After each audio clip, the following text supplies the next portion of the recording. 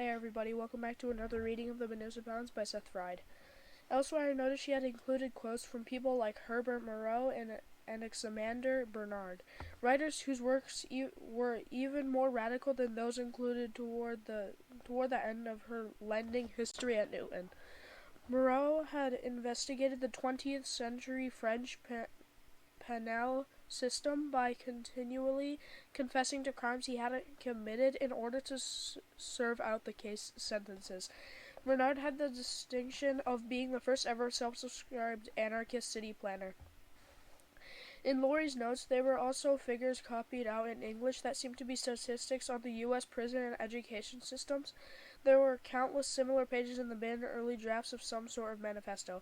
I also noticed a dark linen-bound notebook sitting on the leather inlay of the desktop. The inside of the front cover bore a matte paper bookplate on which was written, "Property of Sarah Laurie." Flipping through it was clear that it was her personal diary. Owen made a crack about me being a giant creep, and I immediately closed it. "Wait," he said, "I didn't mean you shouldn't read it. You just called me a creep." "Oh, and you are absolutely a remorseless creep. Reading the diary of a teenager? I'm just glad you're on our side. Now crack that thing back open." The early entries were all uneventful, except for a few negative comments about her family's social circle being plutocratic and appallingly unbreed. Her descriptions of her daily life were also earnest and unremarkable, that even though the terrible events of the past few days made her private thoughts a matter of national importance. I was struck by the queasy feeling that I was, just as Owen said, violating the privacy of an innocent young woman. But it wasn't long before I found an entry where the neat writing turned messy and hurried. Indecipherable. At me in front of everyone, and I was furious, ashamed to be because my eyes water when I'm mad, so everyone thinks I'm about to cry. Lots of sympathetic looks from the group. Even Eleanor May, so awkward she can't even look at me, gave my elbow a squeeze when Mr. Kirkland turned to start writing on the board. You could see from the smirk on his face how pleased he was with what he'd said. He probably thinks he rattled me because I'm some spoiled brat he's used to getting treated like royalty. But no one treats me like anything. No one even sees me. People think I'm just a possible internship at City Hall or a celebrity to brag about knowing. Either way, when they look at me, they only see some reflection of themselves. Even the sweet, quiet dorks and future municipal leaders are only nice because deep down they hope that me choosing the same activity they did means they're somehow closer to the glamorous world which my entire existence serves as indecipherable. It would never occur to them that I'm in this club because I actually care about my city. Even when they all looked shocked and horrified after Mr. Cookley yelled at me over some new policy Dad has been pushing as if I'd been involved. They weren't upset because he had disrespected a person with feelings, but because in his poor treatment of me he had insulted what is, to them, undecipherable system of values. I can still see the disgusting look on his face while he wrote something about gentrification on the board. Proud thinking he almost made the rich girl cry. He doesn't know the first thing I was closer to breaking his nose. When I expressed my surprise that Kirkland's relationship with Laurie had apparently begun on such an unsuspicious note, Owen exclaimed that the reason I didn't understand was that I had zero sexual charisma. There was a 2-week gap before the next entry. Her penmanship once again calm and confident. She mentioned that after her last entry she had showed up at Kirkland's office on Alton Street to address his misconceptions about her. The conversation must have gone well, and that Mr. Kirkland was now Terry, and she referenced their frequent walks together throughout the city. Everything she recorded about their interactions was still within the bounds of his role as a civics mentor. Long academic discussions on the various problems facing Metropolis and the dozens of book recommendations that Owen and I had seen turn up in her borrowing history. But as she described a particularly laborious walk through Delphi Park, where they wound up sitting together on a bench and discussing the elasticity of substitution between capital and labor, She abruptly noted that she liked the smell of Kirkland's aftershave mixed with the traces of cigar smoke from his overcoat. She followed these observations with a confessional line of thought.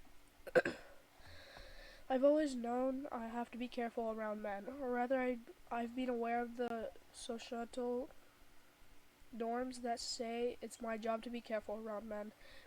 Meanwhile, those same norms have programmed men to believe that their manhood is contingent on their being the exact opposite of careful. Whole movies are devoted to those same tired jokes in which young boys learn it would be better for them to by any means necessary than to be a virgin who's never harassed or assaulted anyone. It can't be easy to come of age in a culture that wants you to be a monster, but how much easier it must be for them to be ridiculed for something they might fail to do than to be blamed, as so many women are, for the thoughts and actions of others, no matter how unwittingly or unwillingly we might have elected them.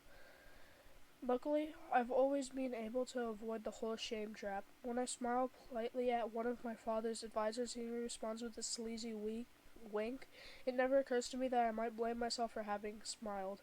I even occasionally like the effect my body has. Flirting with one of my dad's interns can be fun, especially if he has dimples and nice hair, looking bright and optimistic in his Oxford button-down. Or there's the other side of it, using desire to deliberately unbalance the older men who always insist on insulting my intelligence, calling me sweetheart and explaining the simplest things to me as slowly as possible as if I were somehow impaired. A sudden knowing smile or light anecdote is enough to leave them stuttering and red-faced or send them off on a coughing gag as if all of existence suddenly went down the wrong pipe. But either way, I'll end up feeling alienated by those interactions, since what these young and old men alike are reacting to is always so outward and has so little to do with my true self, which no one seems to have any interest in whatsoever. If my appearance has led me to feel any sort of shame, it's only that people pay so much attention to it that it's as if my inner life has become some terrible secret. It's the exact opposite with Terry. During our walks, he's only interested in what I have to say, my thoughts on policy and civics theory. He even sometimes reacts with surprise when I haven't heard of some economist or social philosopher. He's just mentioned as if I were a colleague who has disappointed him. After a moment, he'll remember I'm a student and apologize, then recommend a few authors who will help catch me up to speed. There being no doubt in his mind, because I can feel he actually knows me, that I'll be more than equal to the material. He's honestly the purest and most remarkable man I've ever met, though it may be a little aloof. In fact, I've come across an entirely new problem. I've tried a few of my delicate innuendos. Nothing. He only smiles patiently, waiting for me to go on articulating my deepest held beliefs. From there, her entries grew a little less candid about her relationship with Kirkland, except for a single entry in which she passingly referenced having finally gotten through to him after she referred to him exclusively in her journal as T. Scanning through the following pages, I saw that the next few months of their time together were devoted to organizing fundraisers with the future municipal leaders for homeless shelters throughout Metropolis. According to Lori, they had raised over $15,000 for a shelter on the east side. During this time, Lori also seemed to become more and more aware of a project Kirkland was working on. When she discussed only cautiously in her journal, however, it became obvious from her serious and secretive tone that when she referenced his important work, she was not referring to his usual responsibilities for the agency. Several entries went by before I found Lori's brief description of a secret meeting Kirkland invited her to attend somewhere in the South Side. I was disappointed at first. It was a lot of ordinary people crowded into a warehouse, sitting on folding chairs and drinking coffee from paper cups. But once the meeting got underway, the energy in the room was remarkable. I remember suddenly that class trip years ago to the Palace of Versailles when I saw David's tennis court out for the first time. I stood in front of the painting so long I didn't even notice when my classmates all went to lunch. I wanted to understand all the passion and hopefulness on display there, and now tonight, listening to T's people, I knew I was living it. The speakers took the stage one at a time, each of them brilliant and as powerfully stirred and stirring as the figures in David's painting. Everything they said was truth. I pulled T's hand into my lap and held it there. As we sat listening, I thought of everything we would be giving up to make the world a better place. All those towering sacrifices, I realized they were nothing. There was another long gap between entries. When they resumed, they were in Esperanto.